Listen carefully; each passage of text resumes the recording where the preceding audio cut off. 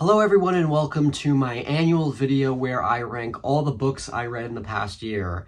This is my new setup for book-related videos. I thought it was more appropriate than, having you look at my movies and games in the background, so, obviously this is more appropriate. And I'm actually liking the look of it so far. So last year I read 10 books, and this year I only read 8 books. And unfortunately, the books I read this year, a lot of them weren't great. So let's get right into it. Number 10, the worst book I read in 2023 was The Babysitter's Club, Stacey's Mistake. This book was probably one of the worst BSC books so far, but that's not really saying much because I feel like the modern BSC graphic novels that we've been getting, they're just, none of them really stand out to me. I think I've said this before, but pretty much every book after book 9 was, mostly it's just been kind of very generic, very basic plots, and I feel like you can kind of tell at this point. I mean, this is like, what, book 14? We got 2 books, so also book 15 came out this year, but book 14 now, and you can really tell that Ann M. Martin, the original author, was really starting to run out of ideas at this point. So this particular BSC book is about Stacey's friends coming to visit her in New York, and they all have different reactions to New York, and they all act differently. There's some that are like super obsessed with being with a certain style and making sure that you act proper this way. Dawn is scared of everything. She's very paranoid because New York is dangerous. And you have just, the different characters have different reactions, and Stacey is just not very happy with their behavior. And Claudia ends up fighting with Lainey, I think her name is, Stacey's New York friend, and the main problem with it, first of all, the story I think is really boring. Again, it's so basic, and it's not interesting, and the characters are just really unlikable. Most of them are. The only character, which I actually found funny, the only character who I actually liked in this book was the most narcissistic character, Christy. Christy is always the most narcissistic character in the BSC, in the Babysitter's Club. But I found her the most likable in this book. And it's not good when the most narcissistic character is the most likable. Christy was the only one who was acting normal, and by far one of the biggest problems I had with this book was the portrayal of Marianne. You guys know I've said this 100 times, but Marianne is my favorite BSC character, but she was probably one of the most unlikable in this book, and that really upset me. She's just kind of like telling people that you need to dress this way and you need to be like this because we're in New York, and it just didn't make any sense. It's just really silly, and I felt like it just wasn't her character. Even Stacey is unlikable with, look, I may sound like a hypocrite for complaining that the other characters are unlikable, and now I'm saying that I think Stacey is unlikable for, being upset with them,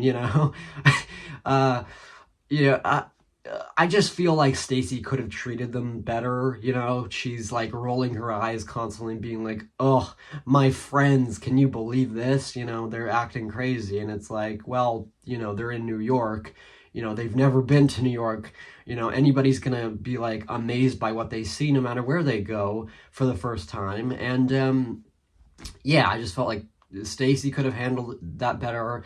Most of the characters are unlikable, except Christy. And the story is just boring. The art was done by Ellen T. Crenshaw, and it's very basic, I felt.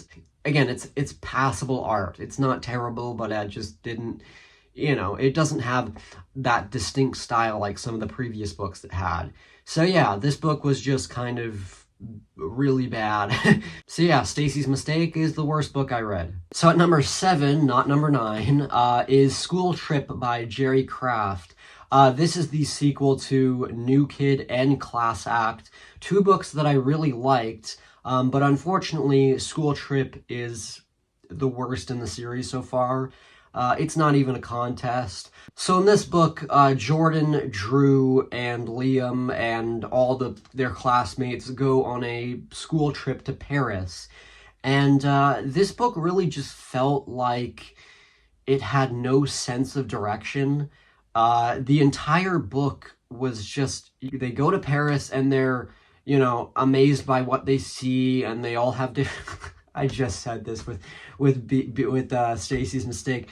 So, like Stacey's Mistake, they go to a different place, and a new place, and they're all like, oh my goodness, It is better than Stacey's Mistake by a little bit. I actually had a hard time ranking the two, but School Trip is better because, there is some sort of semblance of a message near the end of the book. But again, it's just kind of like, it feels like it's just thrown in there. And another big problem I had with this book was a problem I had with the first book, New Kid. New Kid, despite being a book I really like, the main problem with it was the dialogue. The dialogue was terrible at times. It was really bad. And it's mostly because the characters are constantly referencing pop culture. There's pop culture references and talk about social media, and it feels very pandering, and it's especially bad in School Trip. I thought that, it was just, it's nonstop. It gets really obnoxious, and it dates the book. Take like 10 years from now, kids who read School Trip are going to be probably like, wow, look at all these pop culture references they made in 2023. This is so a 2023 book. I just feel like it's going to feel dated. This was the book that took me the longest time to read because it was just really hard to get through, because it feels like nothing is happening. They're just wandering around. There's a bunch of kids wandering around Paris, commenting about things, referencing things. It was just very, very uninteresting. At number 6 is the newest Diary of a Wimpy Kid book, No Brainer. So No Brainer was a book that I was kind of interested in, and I was really liking it for the first third. I thought the first third of the book had good jokes, some actually really funny jokes, and I thought that, the concept led to some good humor. So basically, Greg's school is losing money, and they're having to come up with different ways to help kids, even though they're close to shutting down the school because they just can't keep it open anymore. And it was just really, again, I'm still talking about the first third of the book. It was funny, it was entertaining, it was, funny to see the school come up with new ways to, replace certain things, help teachers, help students. However, the further you get into the book, the more unrealistic it gets.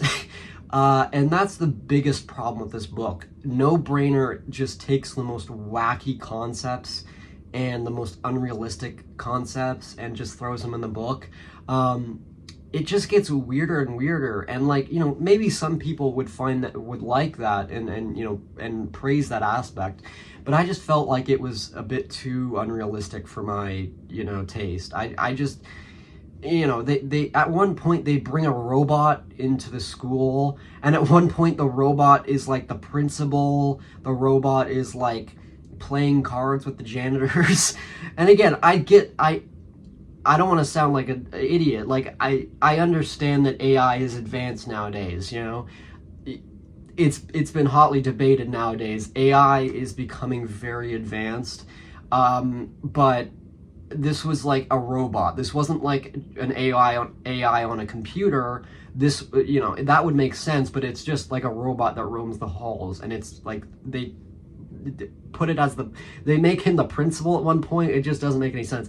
I thought that whole robot thing was weird.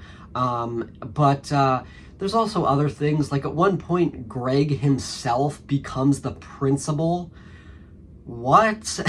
He apparently wins it in an auction that the school was doing, and you know, one of them was that your kid gets to be the principal for like a half day or something like that. And so Greg wins it, even though he doesn't want to be the principal, but his mom's like, you know, I paid a lot for that, you gotta do it. So Greg becomes the principal, and I just thought it was really, like, what school would possibly put, what school in their right mind would put a child in charge of a middle school?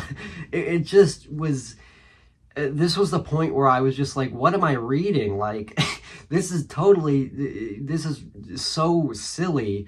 And again, some people might like that. You know, if you like silly, wacky concepts, then you're probably gonna really like No Brainer, but I personally just did not really like this. So it gets worse. Like, the first third I liked.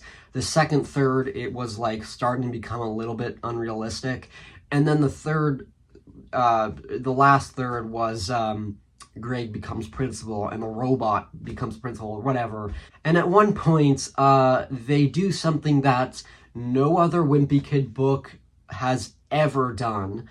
And that was, they give Greg a girlfriend. I'm just as surprised as you, honestly, because, you know, who would want to date Greg? He's that's the point. The point of his character is that he's unlikable. You know, he is a sociopath. You know, and he gets a girlfriend, but the catch is that the reason why he has this girlfriend is because near the end of the book, I should have mentioned this, but Greg and a bunch of his classmates have to get transferred to a different school because their school is closing down. So some kids get sent to this school, and then some kids get sent to another school. So the school that Greg gets transferred to is full of a lot of really dumb kids. Like, I'm talking, like, you know, they're doing, like, you know, kindergarten level math with these kids. You know, this school was very behind in education, and Greg was the smartest one there. So he gets this girlfriend who is really stupid, can't tell time, can't do math, is just really, really dumb. Greg impresses her, and so they end up dating, and I don't know how I feel about it, honestly. Like, look, the girl is dumb, so it makes sense that she would, you know, fall for Greg, but at the same time, it's just weird to see Greg Heffley have a girlfriend. I'm sorry, I'm not a fan of that concept. They end up breaking up at, like, near the end of well, actually, this all happens, like, in the last few pages, I should mention. He gets a girlfriend, and they break up all in, like, the last few pages. And yeah, he eventually gets transferred back to his old school because the father of his girlfriend was apparently used to go to the school and is, like, all rich now, so he buys the school, and so he's able to keep it open, I guess. And yeah, I don't know, like, again, No Brainer has some funny jokes, it really does, but it just becomes way too wacky for me, and Greg gets a girlfriend, and he's the principal, and then the robot is the principal, and it just gets so silly. Yeah, No Brainer is not, you know, it's not the worst Wimpy Kid book, it's not one of the worst, but it's just far from the best. At number 5 is Babysitter's Little Sister, Karen's Haircut. So this is the newest Babysitter's Little Sister book at the time of me recording this. And it was decent. This was probably the most average book this year. Not bad, but it kind of has a similar concept to Karen's School Picture. In Karen's School Picture, Karen gets glasses for the first time and gets made fun of, and sort of has to learn to kind of like go with what she likes and not really worry about what other kids think, and kind of treat people the way you would want to be treated. And Karen's haircut is very similar to that. Karen gets a new haircut and she doesn't like it, and some of the kids make fun of her, and she's like trying to kind of change who she is because she thinks that that will make her feel more accepted. And yeah, it's similar. And it's not bad. I thought it was decent, just kind of average. Although I will say one thing about the book that does not make any sense at all. So when Karen goes to get the haircut, she shows the hairstylist a picture of what she wants. And the hairstylist sees this, and for some reason, her haircut does not look anything like the picture. It's very short hair, and the picture had kind of longish hair. I don't know how the hairstylist would mess that up. So it doesn't really make sense that it would be so off from the picture. But hey, I mean, they kind of had to do that. I understand that they had to do that for the story of the book. Yeah, that was the one part that didn't really make sense to me. But yeah, overall, decent book. Did not hate it. I thought it was better than Karen's Roller Skates and Karen's Worst Day, because, it did try to have a good message in there.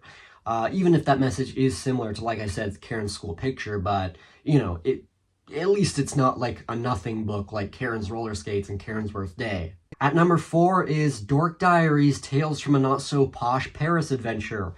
Yes, finally, after so many delays, after like 3 years of delays, we finally have gotten the 14th Dork Diaries book. So what do I think of it? It was all right. Not bad. One thing I will say about this is that in a lot of the books, Brianna is a very annoying character.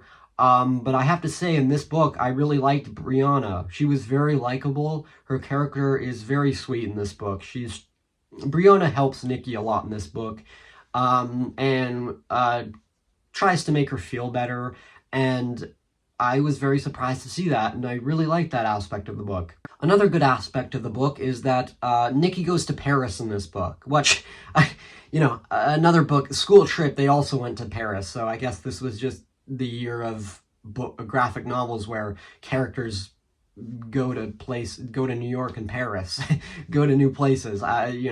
What a coincidence. But anyway, Nikki goes to Paris, and she's really wanting to be an artist. She's always wanted to be an artist, and so going to Paris, this kind of gives her more of a better look at illustrations and what she can do.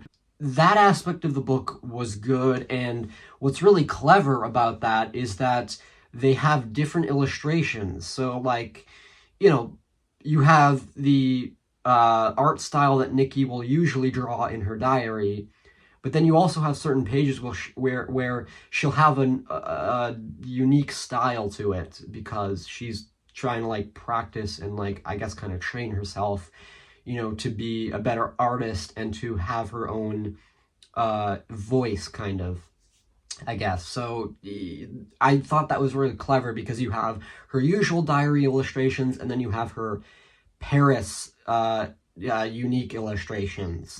And I thought that was a really clever way of showing, what the character wants to do. Now, unfortunately, the rest of the book is very basic, play it safe. It suffers from the same formula that a lot of the Dork Diaries books have been doing, especially the modern ones. You have the usual stuff with Brandon and Mackenzie and Chloe and Zoe, and yeah, it's just very by the numbers. So, you know, didn't really like that stuff. I will say though, they do something. They do something that's kind of different with Mackenzie. Usually Mackenzie is just nonstop insulting Nikki, making fun of her and her friends.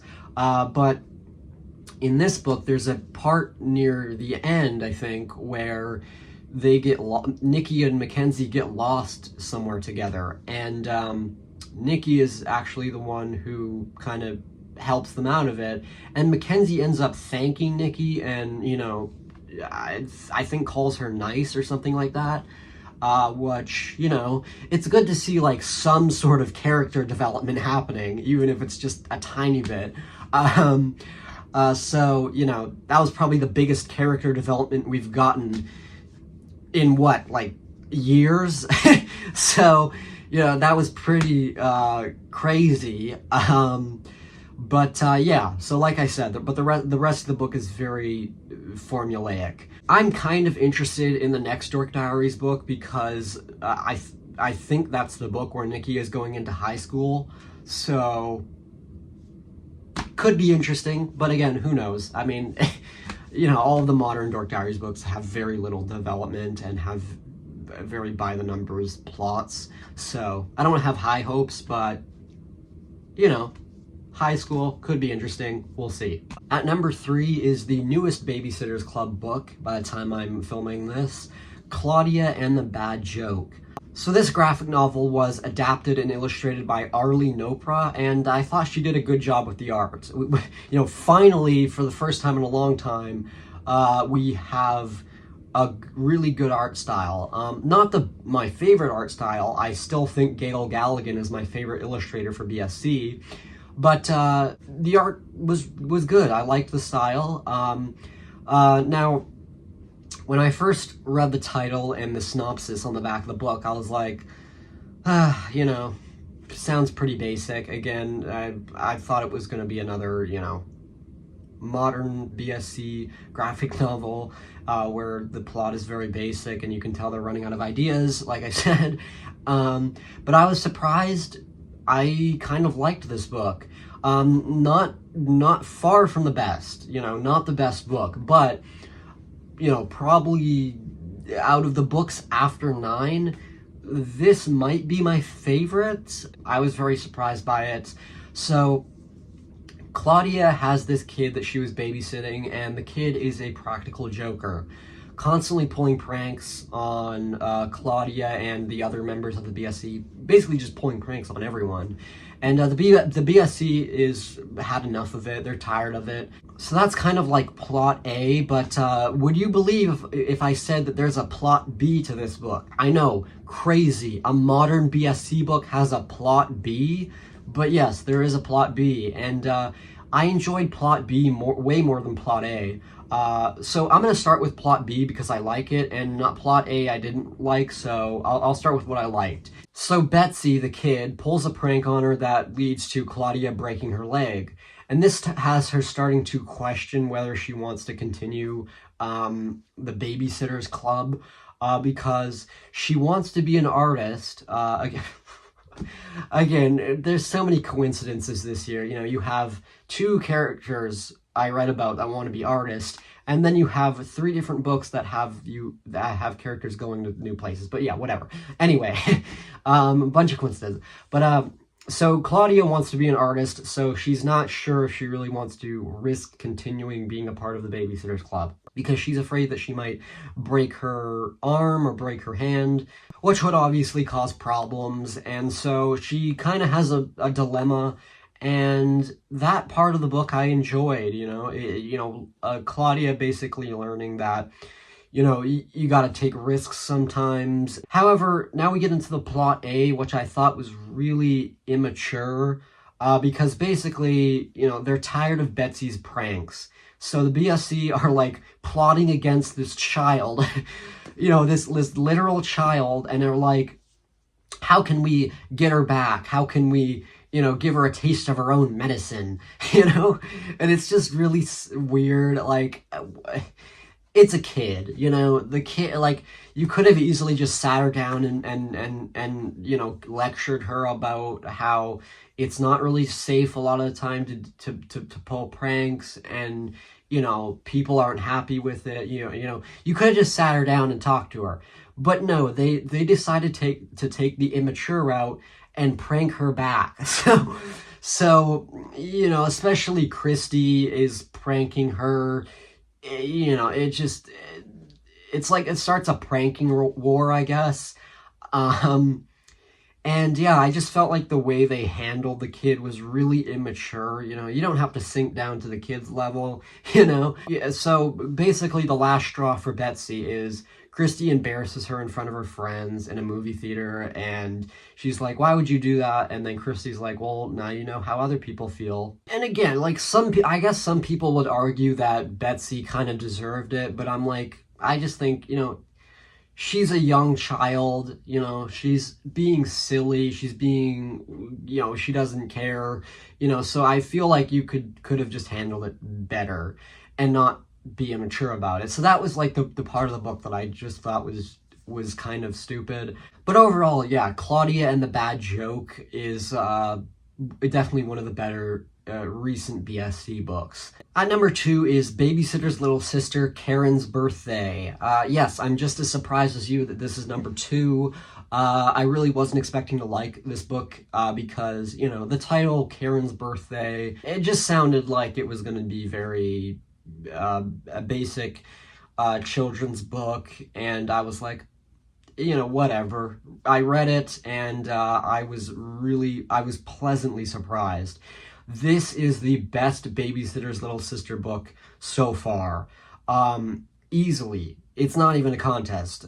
This book was surprisingly dark for a kid's book. It was sometimes even sad. Karen is dealing with her parents' divorce, and she wants her entire family to be there for her birthday. But her parents are just arguing too much. They're not getting along, so it's not going to happen. So Karen is doing all sorts of things to try to repair the relationship and to try to move things along. But it's just not working, and Karen gets in trouble a lot for what she's doing. This book was just great. I really liked this book.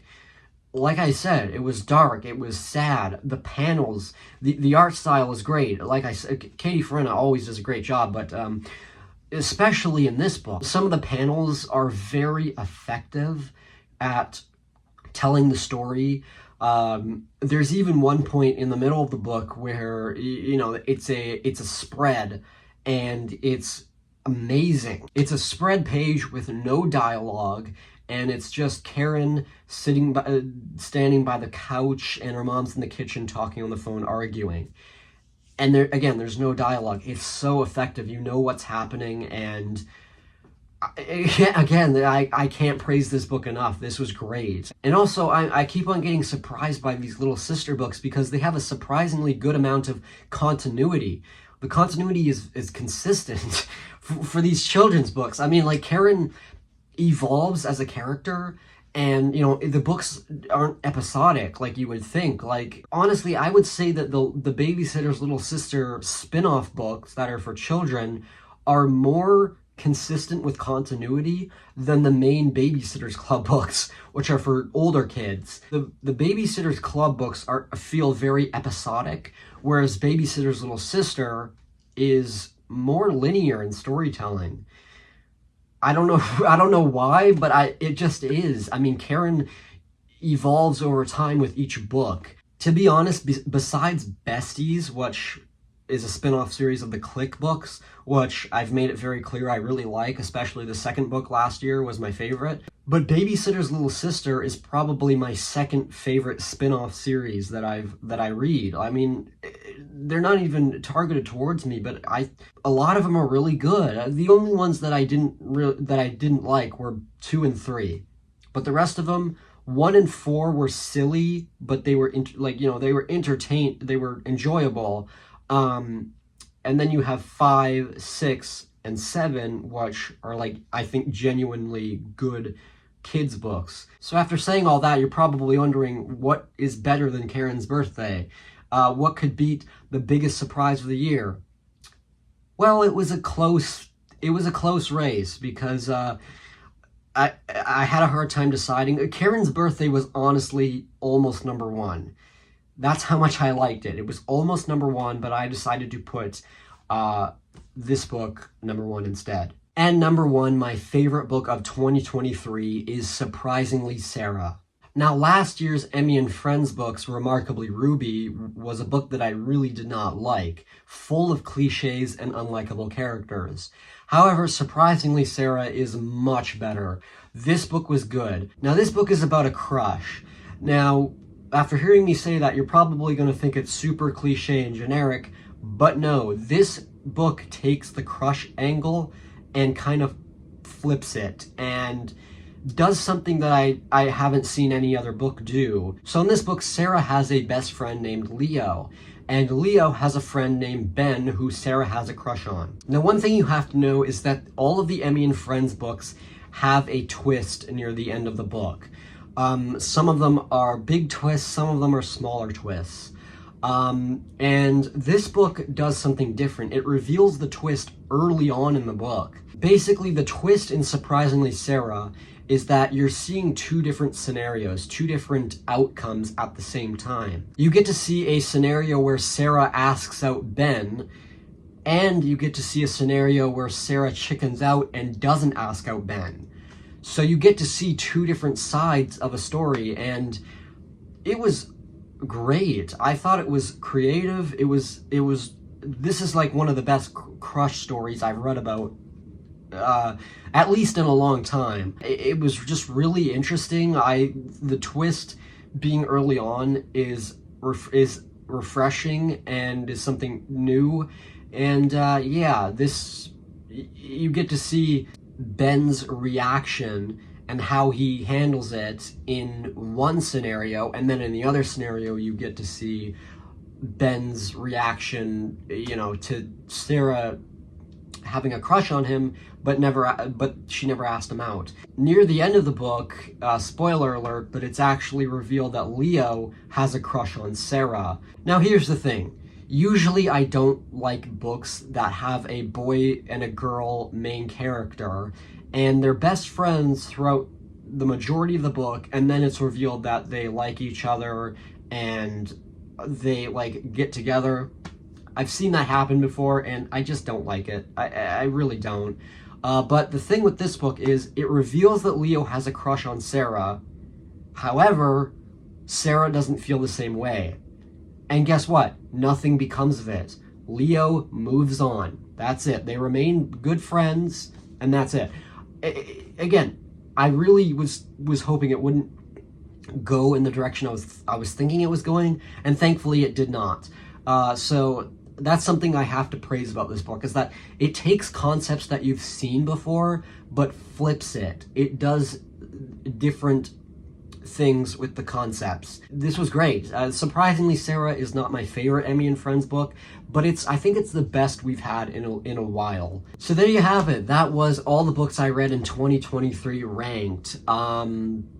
Yeah, so again, this wasn't the best year I've read. I thought 2022 was far better. But again, there was, Karen's Birthday and Surprisingly Sarah were great books. The rest of them were either just bad or it had good parts about them. But, none of them besides Karen's Birthday and Surprisingly Sarah were super great books. So I hope you guys enjoyed my book ranking this year. In case you didn't see my update video I made, I said that I might be doing more book reviews. A keyword might, I don't expect to be doing consistent book reviews, but it's just something that I've been thinking about lately. So be on the lookout for that, but don't expect a lot of book reviews. So thank you so much for watching, and I will see you guys in the next video.